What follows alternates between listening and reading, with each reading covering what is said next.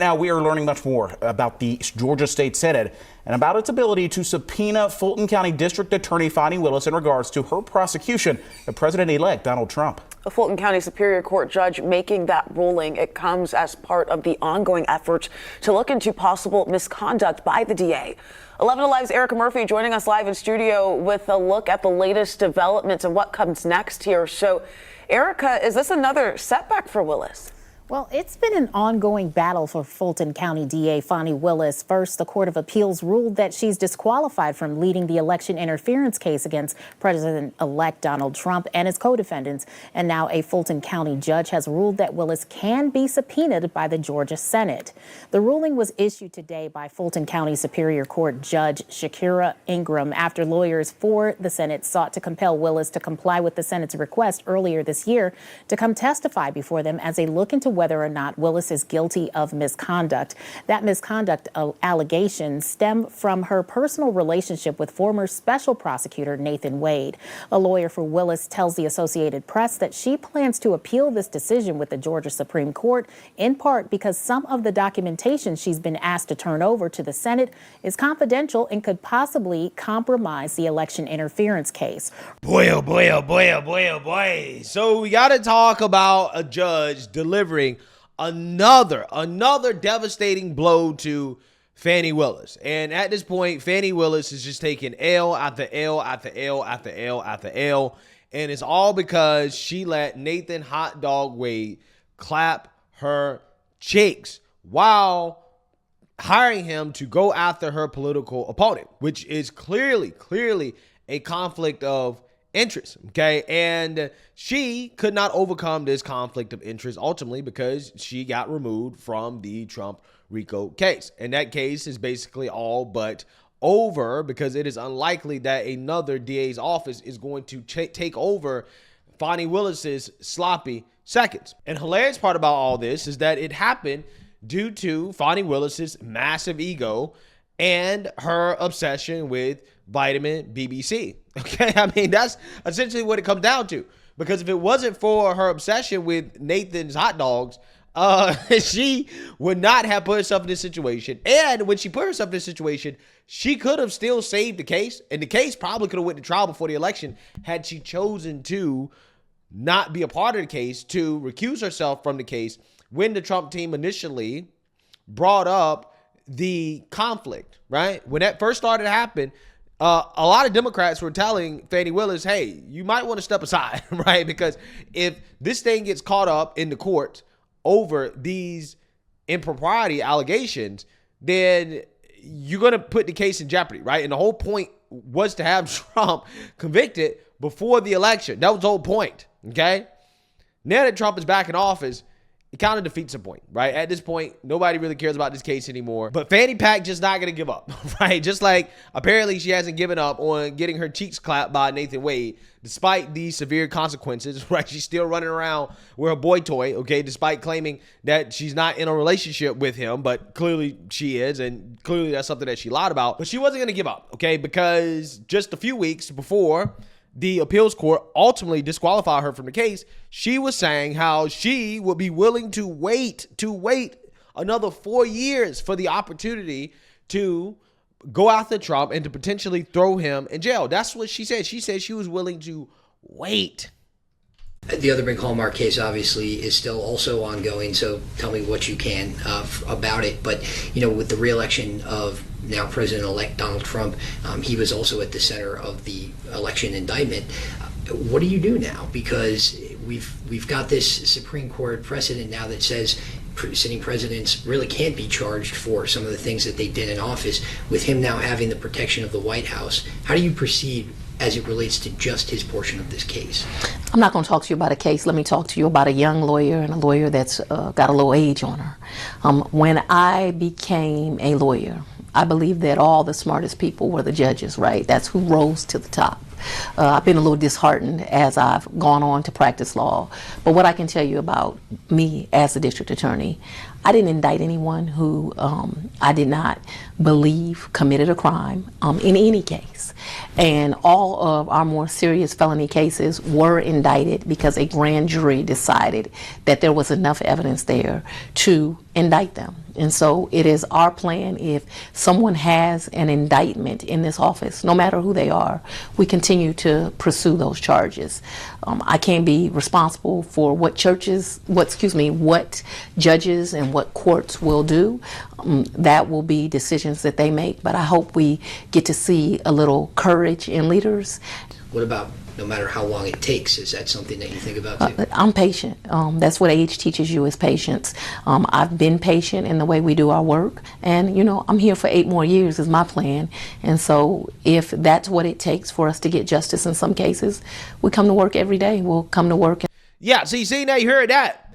Now, Fani Willis ultimately was kicked off of the Trump RICO case. Okay, so she no longer has the option of waiting 4 years to go after Trump, right? She has been disqualified. That case is likely over. However, that doesn't mean that Fani Willis's legal troubles are over. In fact, her legal troubles may just be beginning, okay? Because we still have to answer questions about her conduct or misconduct as DA, as the prosecutor in this case going after the former president, okay? There's a lot of questions about whether or not she lied under oath in regards to the beginning of her relationship with Nathan Wade. And also, there's questions about whether or not there was coordination between her team, including Nathan Wade, okay, who was clapping her cheeks at the time, and the Biden-Harris White House. And today asked Merchant whether she had reason to believe that Willis or Nathan Wade were coordinating with the Biden White House over the course of the Trump investigation. Listen. Open records for the White House access. And we had records that Ms. Willis and the mayor of Atlanta were at meeting with the vice president.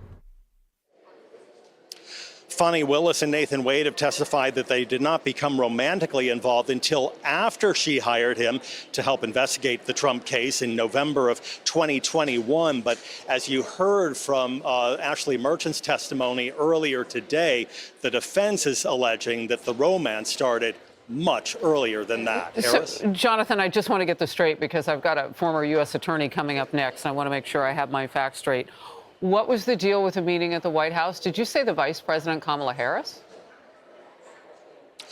Said that several people were meeting at the White House. Of course, the nature of that meeting was not expressed. It could have been some Democratic event or a social event. Who was in it? But the implication that they're trying to get at was that allegedly there may have been some coordination with this case, but they don't have any hard evidence of that at this point because the receipts, and this is something that Ashley Merchant pointed out, that Nathan Wade submitted are very vague. They just mention that he met with White House counsel or met with White House, but doesn't go into any detail as to what the meetings were. Yeah, so the details, that is what the Republicans at the federal level and the state level in Georgia are currently trying to get about Fani Willis and her alleged misconduct when it comes to handling this case. Okay, we want to know, did she lie on oath? Was there improper use of taxpayer dollars? Okay, when it comes to compensating Nathan Wade and ultimately her benefiting from it with kickbacks, and whether or not there was coordination with the Biden-Harris administration. And the Republicans out in Georgia Senate have tried to subpoena Fani Willis for this information, but she has been refusing to comply, at least up until now, because a judge has ruled that the Georgia State Senate can, in fact, subpoena the Fulton County District Attorney for the documents that they need as a part of the inquiry into her misconduct. Okay, so more devastating news for Fani Willis. She's going to have to provide some transparency. So it seems, which is something that Democrats hate, right? They cannot stand the idea of having to be transparent. So I want to react to this devastating news for Fani Willis. And without further ado, let's get into it. A judge rules Fulton County District Attorney Fani Willis can be subpoenaed by the state Senate. This comes as they continue to investigate possible misconduct during her prosecution of President-elect Donald Trump. Fox 5's Eric Perry is at the live desk on the story. Eric, what is the latest on this development? Yeah, Christine, this comes just weeks after a state appeals court removed Willis from the Georgia election interference case against President-elect Trump. Now, DA Willis has until January 13th to submit arguments before a final order is ruled. Fulton County District Attorney Fani Willis is back in the spotlight after Superior Court Judge Shakira Ingram ruled she can face a subpoena by the Georgia State Senate. The Republican-led Senate committee is looking into whether she engaged in misconduct during her prosecution of President-elect Donald Trump. They are the head of all prosecutions in their county. So therefore, no one should be able to question them, right? Well, the Georgia Senate disagrees with that. Trial attorney and political analyst Joshua Schiffer breaks down the decision. According to the ruling, Willis has until January 13th to submit arguments over whether the subpoenas require her to provide confidential information.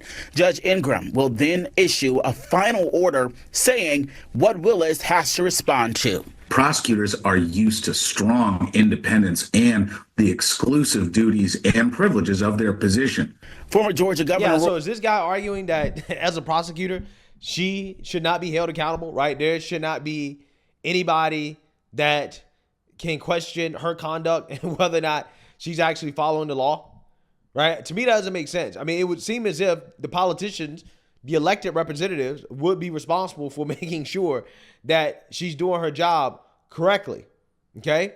Now, here's the thing. If Fani Willis has nothing to hide, if this was all done fairly, I don't understand why she's not complying with the subpoena, right? If everything was done in a way that is completely legal, there's no misconduct here, as she claims, why not just hand over the documents? The fact that she is pushing back so hard against simply just providing the documents that could prove her innocence, it tells you everything you need to know. Roy Barnes represents Willis in the case and says they want the ruling overturned and they plan to appeal. This also comes after a 2-1 ruling by the State of Appeals Court earlier this month, removing Willis from the Georgia election interference case against President-elect Trump, citing, quote, an appearance of impropriety. Willis's office is asking the Georgia Supreme Court to review that decision. This fight going back months.